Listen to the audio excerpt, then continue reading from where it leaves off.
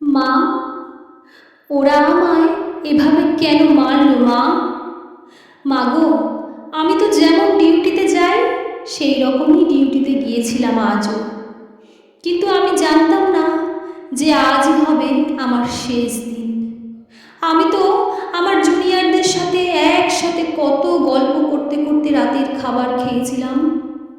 জানো মা, অনলাইন থেকে অর্ডার করে আনিয়েছিলাম আমার প্রিয় খাবারটা। ওটাই আজ খেয়েছিলাম। তখনও যদি বুঝতে পারতাম এটাই শেষ খাওয়া, এটাই শেষ গল্প।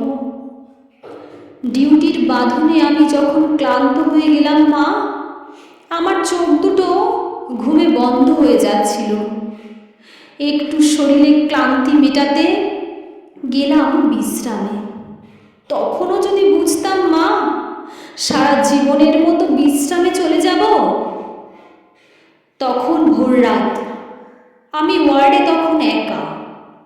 ভোরের শীতল বাতাসে আমার একটু ঠান্ডা লাগতে লাগলো। আমি লাল চাদরটা গায়ে দিয়ে একটু চোখটা বন্ধ করেছিলাম শুধু। সেই সময় অপেক্ষায় থাকা ওরা আমার সাথে, ছি মা, আমার খুব কষ্ট হচ্ছিল জানো তো। অনেক অনেকবার আমি বারণ করেছিলাম, চিৎকার করেছিলাম, বাঁচাও বাঁচাও, কে আছো বাঁচাও আমায়।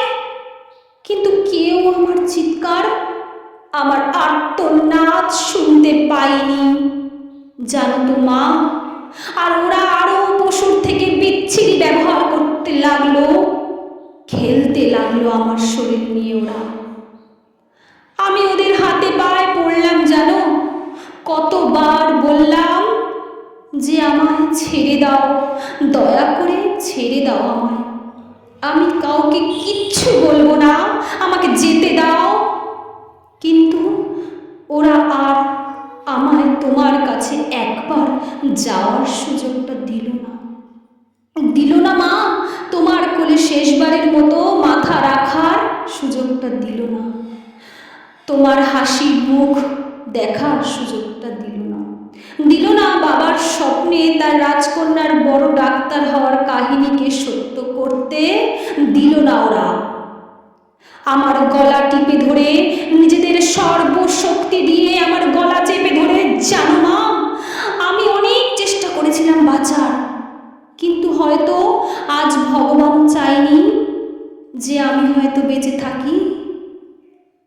ওই পশুদের শক্তির কাছে আমি হেরে যাই, আমার গলার হাড় ভেঙে যায়। ওরা আমায় ওইভাবে ওখানে ফেলে রেখে চলে যায় বিবস্ত্রভাবে।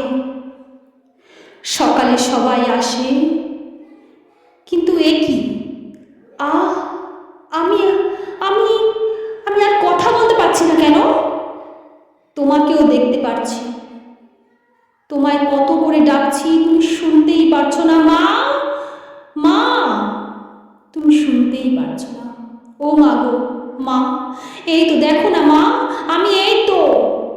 তুমি কাঁদছো কেন মা? কি হয়েছে তোমার? তুমি কাঁদছো কেন ভাবে মা? আমার দিকে তাকিয়ে তুমি কাঁদছো কেন মা? দেখি মা, সামনে একটা লাশের দিকে তাকিয়ে হাউমাউ করে কাঁদছে। লাশটার মুখ দেখতে পেয়ে আমি শিউরে উঠি। এ কি, এটা যে আমারই নিথর দেহ। তবে আমি কি মারা গেছি? আমিও কাঁদতে শুরু করলাম। সবাই আমার এই মৃত্যুতে শোকাহত। সারা দুনিয়া আমার মৃত্যুর ঘটনা আপাতত জেনে গেছে, সবাই বিদ্রোহ করছে। কিন্তু আমি আমার নিথর দেহের দিকে তাকিয়ে রইলাম।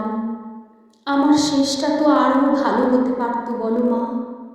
দেখো না মা, ওরা আমার মুখের দেহের কি বিচ্ছিরি অবস্থা করেছে দেখো মা। আমার চিৎকার করতে ইচ্ছা করছে, কিন্তু আওয়াজ কেউ শুনতে পারছে না। আমি এতগুলো লোকের সামনে চিৎকার করছি, কিন্তু একটা কেউ আমার চিৎকার শুনতে পারছে না মা। কেউ আমার চিৎকার শুনতে পাচ্ছে না, আমার আর্তনাদ কেউ শুনতে পাচ্ছে না। মা গো, আর যেন এরকম কোনো মায়ের কোল শূন্য না হয়। আর যেন এরকম কোনো মেয়ের স্বপ্ন মাঝপথে থেমে না যায়। আর এই বিভৎস মৃত্যু যেন আর কোনো মেয়ের না হয়। তোমরা সবাই এর বিচার করো, এর বিচার করো। এইটুকুই হবে আমার শেষ চাওয়া।